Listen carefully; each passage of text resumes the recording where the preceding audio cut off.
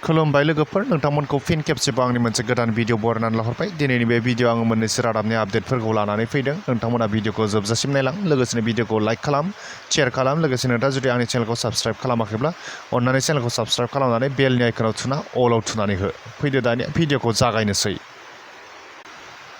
BTR सरकारनि मोनसे बाख्नायजाथाव हाबाफारि सम सम बिटिआर सरकारखौ बिटिआरनि सिंनि गोरिब सुबुंफोरखौ अनसायबोबाय थानायखौ नुनो मोन्दों बेबादिनो लाइभलिहुड मिशननि जोहै बिटिआरनि फिसा फालांगिरि खालामनानै जिउ खुंग्रा जेरै मैगं थाइगं फानग्रा दाउ दानग्रा अमा दानग्रा बिथांमोननो साइकेल राननानै होगासिनो दं बिटिआरनि सिंनि गंफ्रोमबो बियाबाव गोरिब फालांगिरिफोरनो गंब्रैजि साइकेलफोरखौ राननानै होदों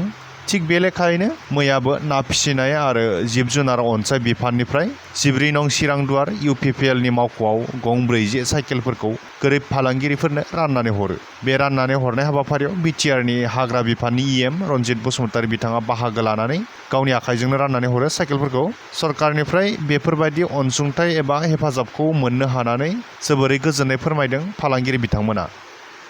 मोनसे सोमोनांथाव जाथाय सासे जोनोम होगिरि बिमाखौ जेब्लाबो इसोरजों रुजुयो मानो होनोब्ला सासे बिमाया गावनि गथ'खौ मोनफ्रोमबो खैफोद आफोदनिफ्राय रैखा खालामो नाथाय असे बिमायाबोदि गावनि गथ'नि थाखाय खैफोद जानो हायो नोंथाङा खोनायोब्ला सोमोनांगोन बेबादिनो मोनसे सोमोनांथाव जाथाया सिलचरनि सेंकुरि रडआव जादों सासे बिमाया गाव जोनोम होनाय 20 दाननि गथ'नो गावनि आखाइजोंनो जौ सिगारेट दौनानै होदों बेबादि खालामनाय जाथायखौ खौरां मोननानै बुधबारखालि हरनि समावनो चाइल्ड लाइन आरो पुलिस बिफाना गथ'नि न'आव नुजाहैयो बिनि उनावनो गथ'खौ चाइल्ड लाइननि सुबुंफोरा बोखाङो आरो पुलिस बिफाना बिमाखौ हमो मिथिनानै मोननाय बायदिब्ला गथ'खौ चाइल्ड हमाव दोनहैनाय जादों गुबुन फारसे दायनिगिरि बिमाखौ सिलचर पुलिसा हमनानै गावसोरनि आवथायाव लानानै थाङो खौरां बायदिब्ला हमजानाय बिमाया गावनि गथ'खौ लानानै सिलचरनि सेंकुरि रडआव भारा थायोमोन आरो गाव बिमाया सावस्रि बिफानावसो खामानि मावबावोमोन फरायसालियावनो सासे फरायसाखौ गोबौ गोफार देगारजों गाग्लोबदों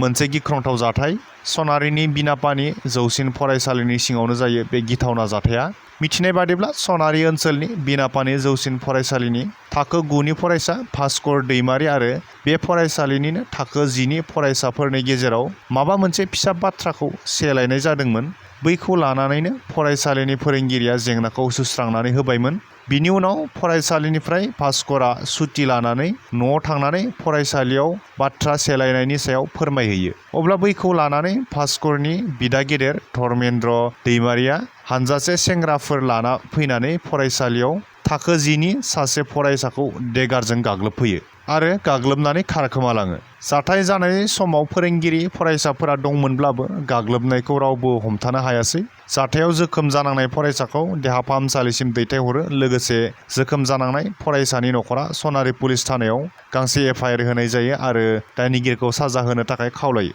बै जाथायनि सायावनो पुलिस बिफाना संदाननायखौ जागायबाय नाथाय दायनिगिरि धर्मेन्द्र दैमारिया खारखोमानानै दं होननानै मिथिनानै मोननाय जादों 7 सिखावखौ हमनो हादों गसाइगाव पुलिसा थांनाय 26 मे खालारखालि गसाइगाव महकुमानि सिङाव थानाय महामाया मन्दिराव सिखाव खावनाय जाथाय जादोंमोन सिखावफोरा मन्दिरनि बेसेन गोसा मुवा बेसादखौ खावनायनि सिगां मन्दिराव खुलुमग्रोनायखौबो मन्दिराव थानाय सीसीटीवी केमेरायाव नुनो मोन्दोंमोन सिखावफोरा मन्दिरनिफ्राय 10 लाख रांनि सना रुपा बायदि बेसेन गोसा मुवाफोरखौ लानानै थांदोंमोन मख'नो गोनांदि गसाइगावनि पुलिसा गोख्रों संदाननायनि गेजेरजों धुबुरी जिल्लानि बिलासिपारानिफ्राय महामाया मन्दिराव खावग्रा 7 सिखावखौ हमनो हायो हमजानाय सिखावफोरा जाबाय बिलासिपारानि मण्डल आली शरीउद्दीन हुसैन हजरत आली आरो आशरफ आली